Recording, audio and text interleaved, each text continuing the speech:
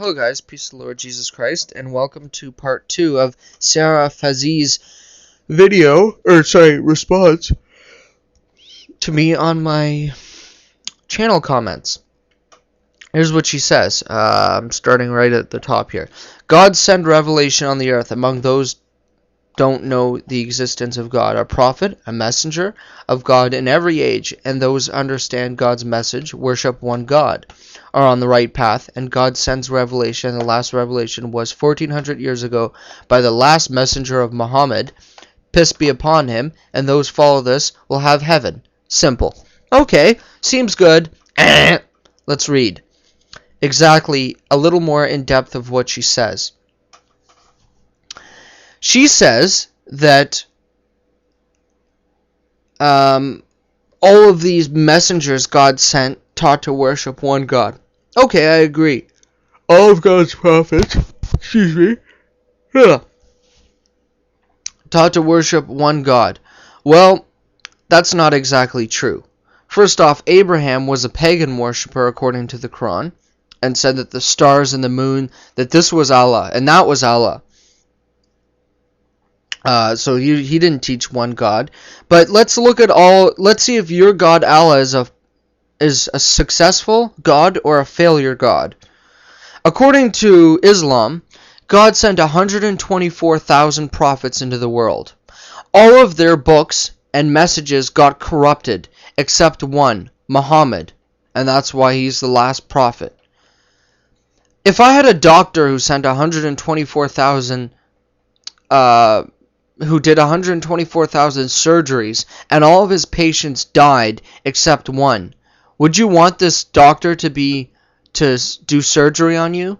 Would you want to learn from this doctor? No, he is a failure, just as your God Allah is a failure in what he did. Now, you also said something that is kind of funny. You said that Muhammad is the last messenger. Well, this is quite simply a lie, because according to Islam, Jesus is still alive today. Have you ever heard of a man, you want to say he's just a man, that is 2,000 years old, and that is going to return and fight the Antichrist? Which brings to mind another question. Why is it that the enemy of God and the enemy of mankind is the Antichrist and not the anti-Allah? Simply because when Muhammad said that Jesus would do this, he had no idea what he was saying, and he was a fool. And continuing on, Jesus is going to return and still do the will of God, and still be a prophet and send people on the right path and fight in the army of Islam according to Muslim beliefs. So he is the last messenger, not Muhammad. And do you see how Muslims love to elevate their Muhammad way better than Jesus, even though clearly the Quran states that Jesus was sinless and that Muhammad did do sin, that Jesus could even raise the dead to life, and Muhammad could not do any miracles, according to the Quran. According to the Quran, Muhammad could not tell the future, and it seems neither could Allah, because he made it appear as though Jesus was on the cross, as 4 verse 157 says. Yet, didn't he know by doing that it was him who caused Christianity to start? But Jesus knew the future. And all in the Bible you can read his prophecies. And we'll read on to the second part. She says, and this book is corrupted, but not the pure Injil. So what book is corrupted you're mentioning? You're talking about the Injil. Duh. The book is corrupted, but it's not the Injil. Well, what book are you talking about? The Bible. What's in the Bible? The Gospels. Anyways, Jesus never say, worship me, or said, I am God. Well, here's the difference.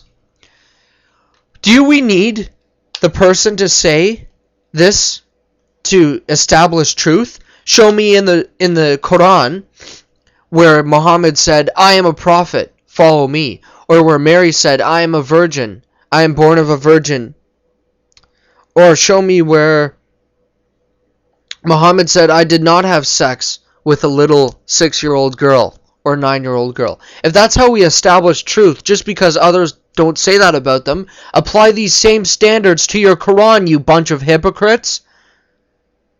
Honestly, I'm getting about so sick and tired of this argument because it fails so many times. Jesus accepted worship from people. Jesus says, I am the Father are one. Jesus said, before Abraham was, I am.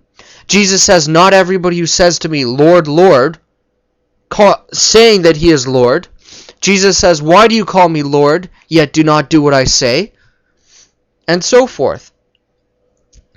And you say Jesus was not the Son and was not God? Well, let's turn to your own Quran.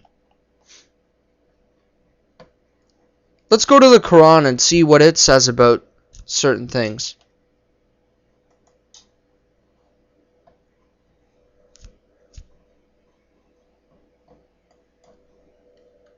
Here we go. We're at alislam.com. This is not a Christian website, and it's not made by Christians.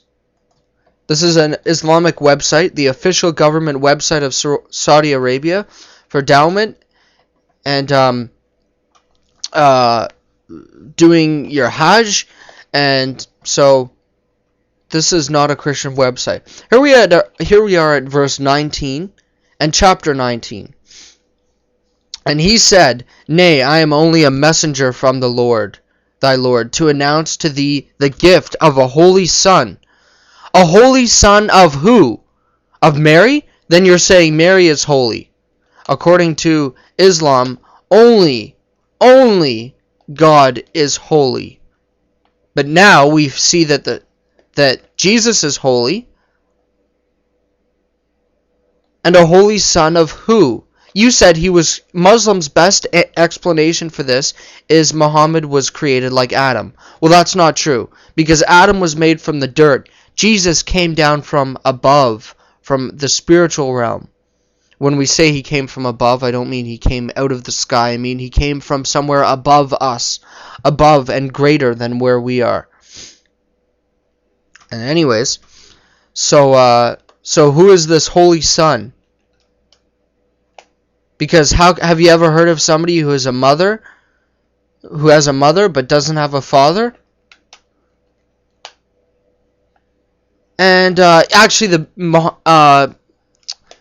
Allah answers this. He says in the Quran, when somebody asks him, do you have a son? He says, how could I have a son when I don't have a girlfriend? Well, that pretty much proves that Allah is saying that he is a man. Because this is God. First off, this is the stupidest answer anybody could give. Because they were talking about the Virgin Mary. And who is the stupid dummy who told Allah that we believe that Mary was born out of having sex with Allah? No, that's why it's the Virgin Mary. And even your own book says that. And this is how stupid of an answer Allah gives. But does Allah need a girlfriend? This is him admitting that he's just a man. Because... how does he need a girlfriend to have a son? We're talking about God here. Anyways. Stay tuned for part 3, guys. Here we go.